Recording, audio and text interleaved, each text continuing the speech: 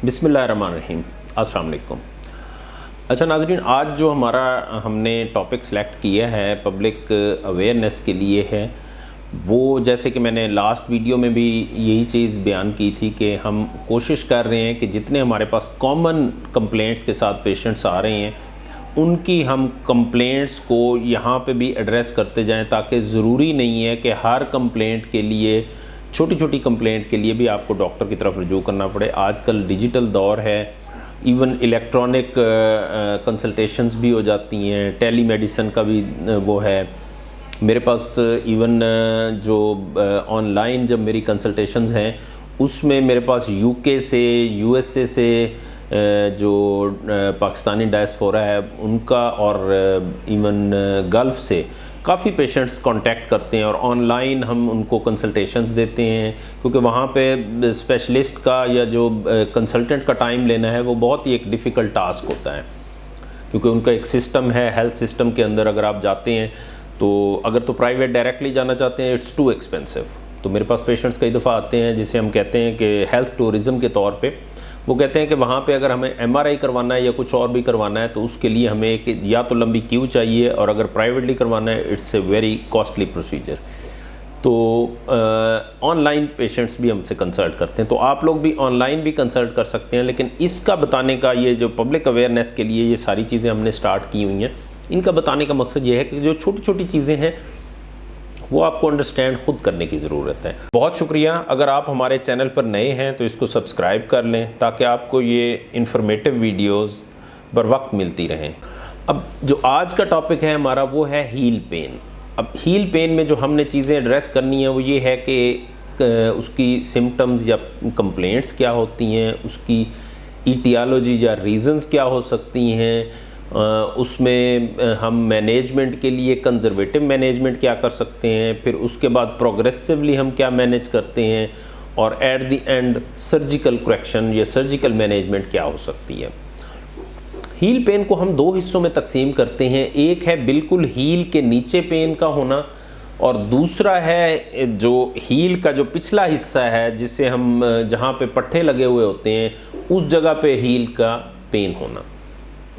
Patients mostly जो हमारे पास heal के यानी तलवे में जो पेन हो रही होती है या सोल ऑफ फुट में जो पेन हो रही होती है, उसके लिए जब हमारे पास आते हैं तो हमें एक तो उसकी लोकेशन को देखना ज़रूरी होता है कि किस जगह पे हो रही है, किस वक्त होती है। मोस्टली जो पेशेंट्स हमारे पास आते हैं उनमें मॉर्निंग पेन होती हैं कि जी मैं सुबह उठती हूँ तो पाँव नीचे नहीं रखा जाता बग़ैर शूज़ के, इवन शूज़ के साथ कुछ देर के लिए मैं बैठती हूँ, फिर थोड़ा बहुत चलती हूँ पेन के साथ, और फिर प्रोग्रेसिवली पेन बेहतर होना शुरू हो जाती है। नंबर 1 ये कंप्लेंट होती है। नंबर 2 कंप्लेंट ये होती है कि जो हमारे पास लेबरर या इस तरह के लोग जो कि हार्ड सोल यूज़ करते हैं शूज़ के अंदर, उनमें भी ये कंप्लेंट्स होती हैं कि जी उनको पेन मुसलसल होती रहती है, और प्रोग्रेसिवली कई दफ़ा ठीक हो जाती है, कई दफ़ा कम हो जाती है। और कुछ लोग होते हैं जिनमें स्पॉन्टेनियस पेन होती रहती है। वो कहते हैं कि जी हम लेटते हैं भी पेन हो रही होती है, हम जागते हैं भी पेन हो रही होती है। तो इन चीज़ों को हमें कैटेगराइज करना होता है। दूसरे नंबर पे आ जाती है कि जो कि हील के पीछे की तरफ पेन होती है, वो जो पट्टा अटैच आकर होता है। इसमें हमारे पास फुट का मॉडल नहीं है, वरना मैं उस पर भी आपको एक्सप्लेन करता। जो हील के साथ पीछे कॉर्ड बनती है और कॉर्ड के साथ आके वो पट्टा अटैच होता है, तो जहाँ पे वो पट्टा आके अटैच होता है तो पट्टे और हड्डी के दरमियान एक बरसा होता है। बरसा वो सॉफ्ट जेली लाइक मटेरियल होता है कि जिसके अंदर फ्लेक्सिबिलिटी होती है, वो हड्डी और पट्टे की रगड़ को एब्जॉर्ब करता है। अब जब वो किसी भी वजह से यानी वो ईटियोलॉजी में हम डिस्कस करते हैं, किसी भी वजह से वो जब उसमें सोजिश का अमल शुरू हो जाता है तो रेट्रोकैल्केनियल बर्साइटिस, यानी ऐसे लोग जिनमें हील के पीछे पेन हो रही होती है, उनमें कई दफ़ा शू वेयर इस तरह का होता है कि वो कंटिन्यूसली वहाँ पे रब कर रहा होता है, प्रेशर दे रहा होता है, उसके साथ कंटिन्यूस ये चीज़ें हो रही होती हैं। अब हम ईटियोलॉजी अगर इसकी वो करें तो फीमेल जो चाइल्ड बेरिंग एज की या यंग उसके होती हैं, उनमें calcium deficiency is the main cause. ठीक है कि कैल्शियम डेफिशिएंट होती हैं, हील सॉफ्ट हो रही होती है, तो उनके जो पाँव के नीचे तलवे के अंदर काफ़ी पेन होना शुरू हो जाती है। वो वेट बेयरिंग जब थ्रस्ट पड़ती है, शू वियर इस तरह का होता है, तो उसके साथ उनकी जो बोन्स के ऊपर एक स्ट्रेस आना शुरू हो जाता है और उसके साथ पेन स्टार्ट हो जाती है। दूसरे नंबर पर आ जाती है कि बच्चे जो होते हैं उनमें एपिफिजाइटिस हो सकता है, यानी जो ग्रोथ प्लेट है उसकी कंटिन्यूस पुल होती है, या जो बहुत एक्टिव स्पोर्ट्स रिलेटेड या यकदम जिनका ग्रोथ स्पर्ट आना करीब होता है, उनमें बैक ऑफ हील में पेन शुरू हो जाती हैं। That is called apophysitis of the calcaneal physis. तीसरे नंबर पर जो रीज़न है वो यूरिक एसिड की ज़्यादती है। हमारे यहाँ कॉमनली जो मेल कम्युनिटी है उनमें हील पेन या रिट्रोकैल्केनियल पेन के साथ या फर्स्ट जो यानी बड़ा अंगूठा है उसमें पेन की जो कंप्लेंट्स होती हैं उसकी काज यूरिक एसिड का हाई होना है। अब यूरिक एसिड के लिए प्रॉब्लम ये है कि हमारे जो इवन डॉक्टर साहबान भी जो करते हैं या जो जनरल प्रैक्टिशनर्स हैं, फैमिली मेडिसिन के लोग हैं, उनका ये होता है कि जी आप यूरिक एसिड चेक करवा लें। यूरिक एसिड नॉर्मल आ जाता है, नॉर्मल इन द सेंस कि किट के अंदर उसकी वैल्यू लिखी हुई है कि जी ये 6 in the female 7 in the male. लेकिन जो हमारी ऑब्जर्वेशन में जो मेरे पास पेशेंट्स आते हैं, जो मैंने ऑब्ज़र्व किया और बल्कि हमने डिपार्टमेंट में एक इस पर स्टडी भी वो की है, तो उसमें ये चीज़ आई है कि ये रीज़न जो है स्टार्ट हो जाती हैं इनकी symptoms when in male the level of uric acid is above 6 not 7 100%, और जो फीमेल हैं अबव 5 तो उनमें सिम्टम्स आ जाती हैं।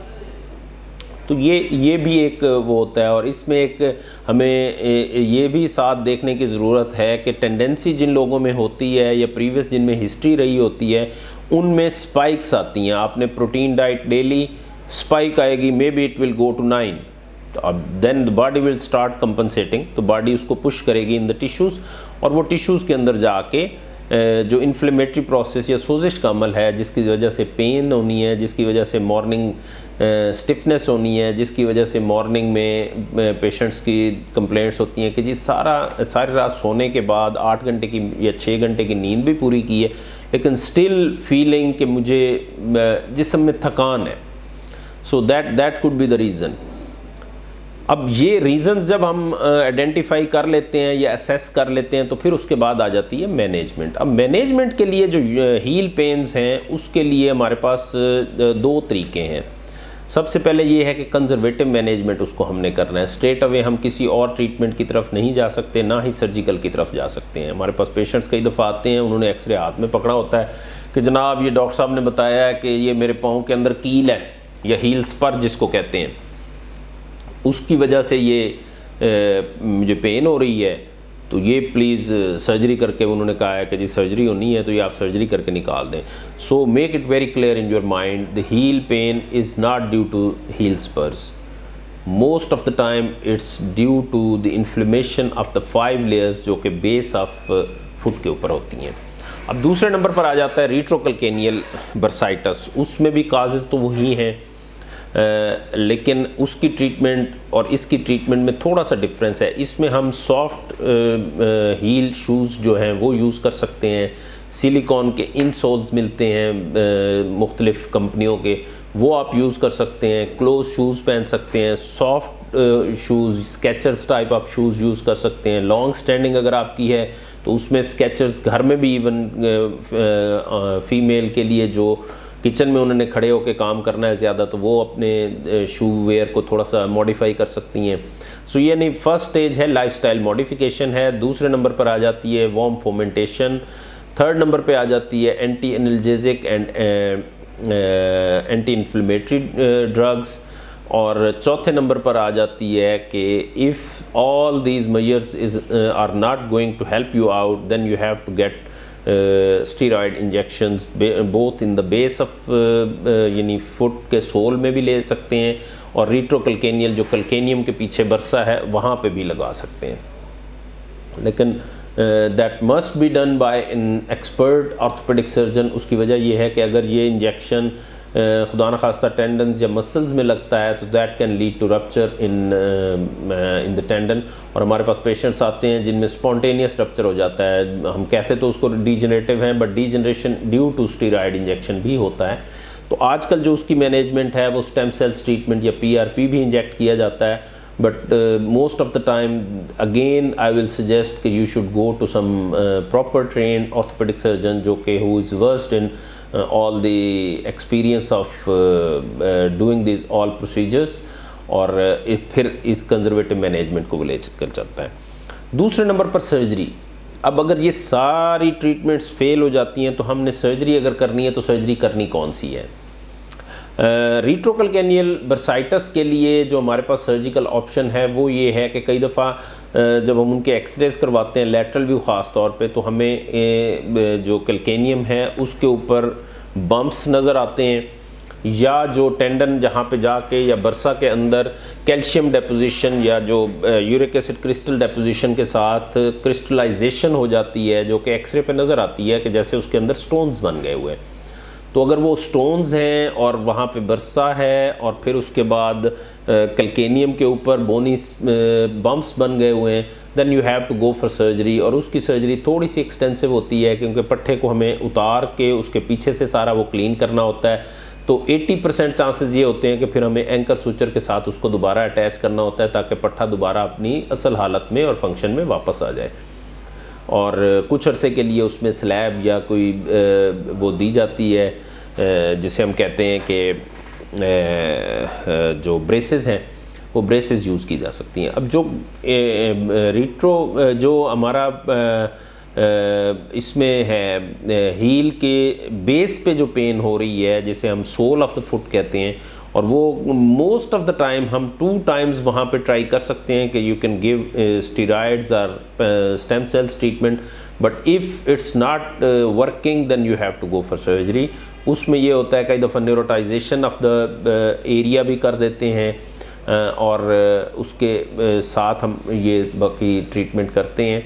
और या ये है कि जो लेयर्स हैं आपकी मस्कुलो टेंडिनस जंक्शंस हैं वहाँ पे उनके हम टेनोटमीज कर देते हैं ताकि वो उनके ऊपर जो स्ट्रेस और स्ट्रेच है वो ख़त्म हो जाए। तो conservative and then surgical treatment की तरफ भी जाया जा सकता है। Thanks for watching our video. If you are new on my channel, please subscribe so that you can get informative videos in time.